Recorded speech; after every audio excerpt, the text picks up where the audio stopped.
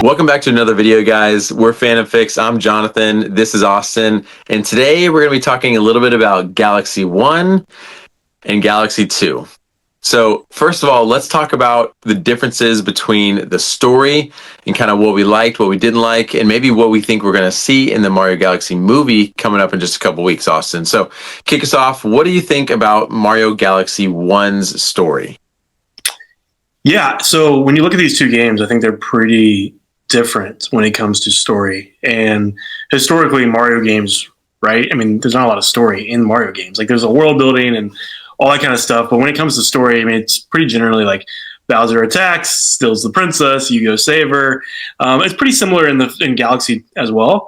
But I think Galaxy added more depth to it, to where it kind of built out the lore a little more.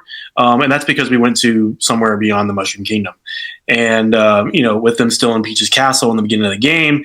And then you get Bowser trying to collect cosmic power. But Rosalina really added an element to it that we really hadn't seen before with the Comet Observatory. And I really enjoyed the lore that they built in the first one.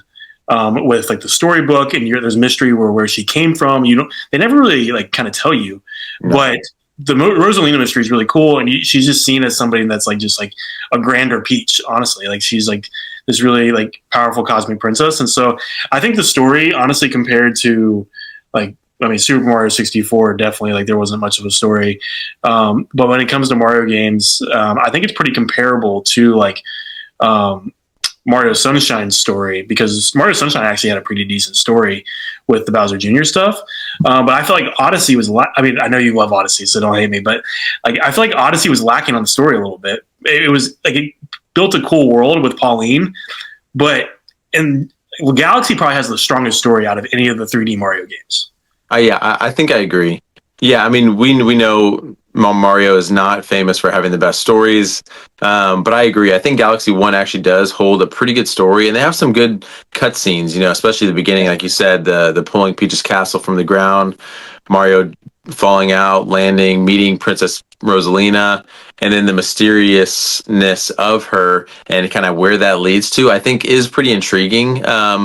And I like that. I like that Mario becomes a hero in like a whole different way. Like his main mission obviously is to save Princess Peach, but now Rosalina's like, "Hey, I want to help you, but I need you to help me get all these power stars and do this thing." And like that's kind of all you know. You meet these other characters. I really enjoyed Galaxy 1's story, and we can obviously look at Galaxy 2 and know that it didn't hold anywhere near the same amount of depth or even like intrigue that the first Galaxy game had. And I think that that's because they clearly were going off the same story, and they just wanted to have more fun Galaxy levels, and I think that worked for most people. Like I said, Nintendo fans generally know not to expect too much of a story, but Galaxy 2 obviously didn't go hard on the story.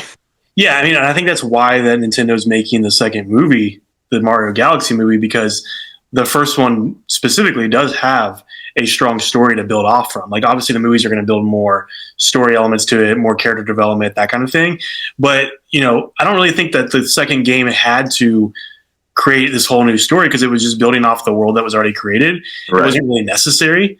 It still focused on the Lumas and kind of the mystery behind the Lumas, which was the storybook in the second one.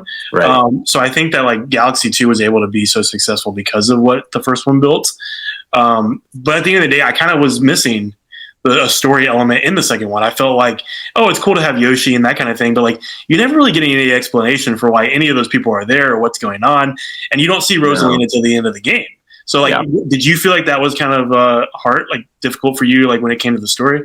It was a little, I don't know if disappointing is the right word, but I thought like, okay, they really just didn't really put a whole bunch of effort into the story part of this, because another thing about the first game that I thought was really fun was just the Comet Observatory in general.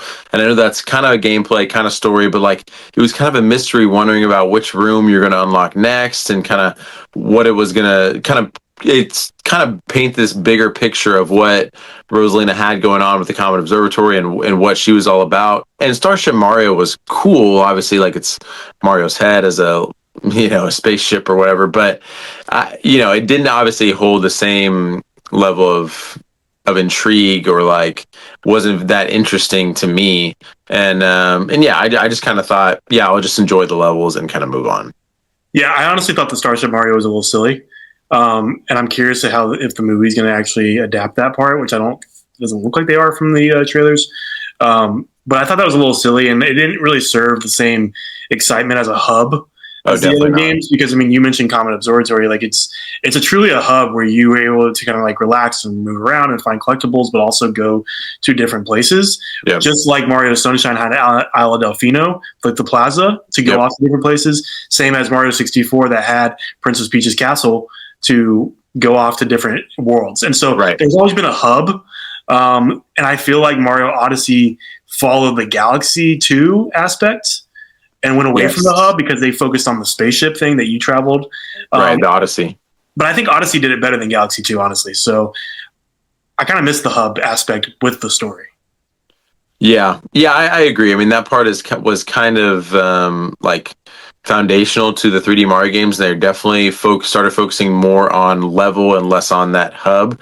And talking about Odyssey, like they went and did something completely different, where you don't spend a ton of time in the Odyssey. You're really just for travel to and from different kingdoms. And something I kind of found myself wishing that they would have done in Galaxy 2, especially when you get to the Green Star part, is that I wish that you could just jump in the levels and collect all the stars before getting kicked out. Obviously, they did that with Odyssey in the way that it's kind of played out, but yeah, I mean they've definitely continued to grow, but I think Galaxy 2 does have a lot of good things in form of gameplay. So let's kind of switch over and talk about a little bit of gameplay comparison between Galaxy 1 and Galaxy 2. Where do you stand on that? Yeah, I mean, you and I were talking about this multiple times as we replayed through these games. We've been wanting to replay through these to prep for the movie and figure out exactly what they're going to be adapting and that kind of thing. So I think replaying the games again and going through it and realizing what's similar to the first versus the second one. There's a lot of Mhm. similarities, obviously, because the second one Yeah, builds from the first one. So the gameplay and the moves and the way you do things, especially because this was built for the Wii and the way you can like point things and like that's all very similar. But I do think that I enjoyed some of the levels more in Galaxy 2 compared to the first one. I think they got a little bit more inventive, and maybe that's what they were doing to make it lack for the lack of the story. is that Uh, just because of Yoshi, or you mean even without Yoshi, the levels were better? um, Yoshi definitely provided an element that I liked, but I even think they underused Yoshi for the gameplay because when they first introduced Yoshi in Galaxy 2, like that first level with Yoshi is honestly very weak. Yeah, It wasn't until later in the game that I really felt like Yoshi was like a really cool part, especially the last level in Bowser. yeah, But I feel like that like you went like tons of levels without seeing Yoshi, yeah. and so like to market the gameplay as you get to ride Yoshi, you don't even ride. I don't think you ride Yoshi as much in this game as you did in like Sunshine. Um, and so to me that was a little weird. Yeah. But I do think that without Yoshi, some of the gameplay was still more inventive. I mean, there was one level I remember specifically where it was like dark and the light kept on flashing on and off, Yeah. and that was really cool to me. And then I thought Yep. some of like the Boo Castle Yeah. innovations there were really cool. So overall, I think gameplay across the board is like really solid on both of the games, but I Yep. do think I enjoyed the gameplay in two better.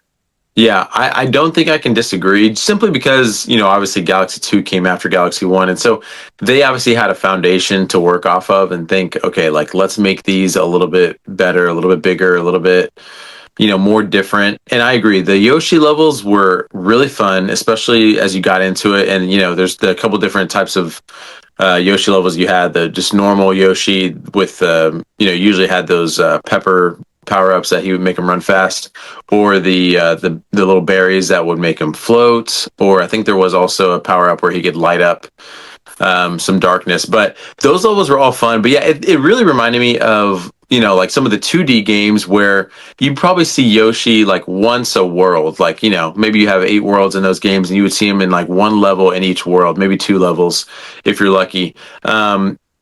Which I do kind of like I like the fact that they didn't make it all about Yoshi. Like, hey, you're gonna be playing on Yoshi the whole time, because it moves different than Mario, and it's the gameplay is different. And so I like that you could use him for 1 level or 2 levels, and then you'd be like, okay, like I got my Yoshi fixed. Now I'm just gonna go back to playing Mario because he can move a little bit better. It's a little bit easier Yeah. because Yoshi, like, it's easier in a lot of ways to use Yoshi because obviously the tongue, he can defeat enemies a lot easier.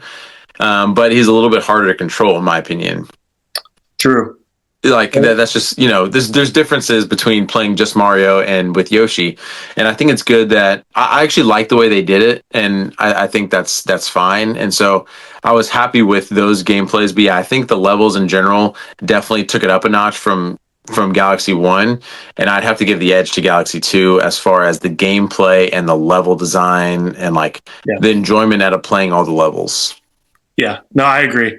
So I want to disappoint all of the Luigi fans out there. So how many times did you actually switch over and play with Luigi? Okay. Because I asked you about this because Yeah. I started playing the game and I was like, yeah, ask me to be Yoshi and or to be Luigi, and I was like, I'm not sure about this. Like, obviously, like to use Mario, and I had a sour taste in my mouth from Galaxy One, where you 100% the game, and then they're like, hey, you can play as Luigi now. Play the game over, and I was like, I'm not doing that. And so when Luigi came up, I was like, hey, bro, you want me to play? And I was like, no, dude, get out of here. So then I started thinking, you know what? Let me just use him for a couple levels. And so then after like the first or second time I denied him, I used him every time he popped up, maybe for a few times. And then I was like, okay, you're not really making a big difference. And I stuck with Mario the rest of the way. So I used him a couple times, but I like for the most part, I stayed true with my boy Mario. Yeah, I felt like for whatever reason, I felt like obligated. I'm like, oh, he's giving me the option, so I'll do it. I probably used him for the first like 3 to 4 times, and then after that, once he got closer to the end of the game, I'm like, I don't want to beat this game with Luigi. Like Mario Yeah, has to be the hero, clearly. seriously. I just let him. I just let him fall. But I thought it was interesting that they switched it up from the first game to Yeah. where like it wasn't an option at the end, like it was out throughout. And even on Starship Mario, like there was literally a door for you to go into Yep. and Yeah. switch it out if you wanted to. Yeah. Towards the end of the game, I think you got that ability to like play as Yeah. Luigi whenever you wanted. So that was interesting. But yeah, I definitely think that the gameplay is better. Yeah, I mean, we like Luigi fine. He's great, but Yeah. it's called Super Mario Galaxy. Well, overall, we've talked about story and gameplay. Like, do you have a contender for best Galaxy game? Oh man, this one is tough because I could go either way. Truly, I like you said, I think I'd give the story edge to Galaxy One, gameplay edge to Galaxy Two. I'd probably have to say, based on power ups, gameplay, story, I think I'm going to give my edge to Galaxy One. Believe it or not, I think that the story puts it over the edge. Like the gameplay is still really, really solid, really enjoyable, but the extra bit of story and the common observatory and just enjoyment and kind of like the intrigue you have playing the game, the kind of wow factor that you experience when playing Galaxy One is a little bit more to me. And so for that reason, I'm gonna go with Galaxy One. Yeah, you know what? I'm going to have to agree. When I asked you the question, I already had one in mind. I think I'm such a story driven guy when I play games that even the little bit that Mario does give me, I will always gravitate towards something that's interesting story wise and character wise. And I think the introduction of Rosalina, the Common Observatory, the Lumas, the mystery behind all that. One of the reasons we're super interested in the movie too, to see how they fleshed out that lore. True. So I definitely think that one still has it for me. Yeah. Well, regardless, they're both great games. I've enjoyed. I've played Galaxy One a couple times now. Galaxy Two. They're both really really enjoyable. If you haven't played them, I highly suggest playing them because they're just super fun. They're super fun to play through. So Yeah. no doubt about that. We would love to hear you guys' thoughts and opinions. Let us know in the comments which game do you think is better. Have you played either of them? They're really really fun. I highly suggest getting onto them. But thanks for watching this video, guys. If you want, give us a like, comment, subscribe. We'll see you guys in the next one. See ya.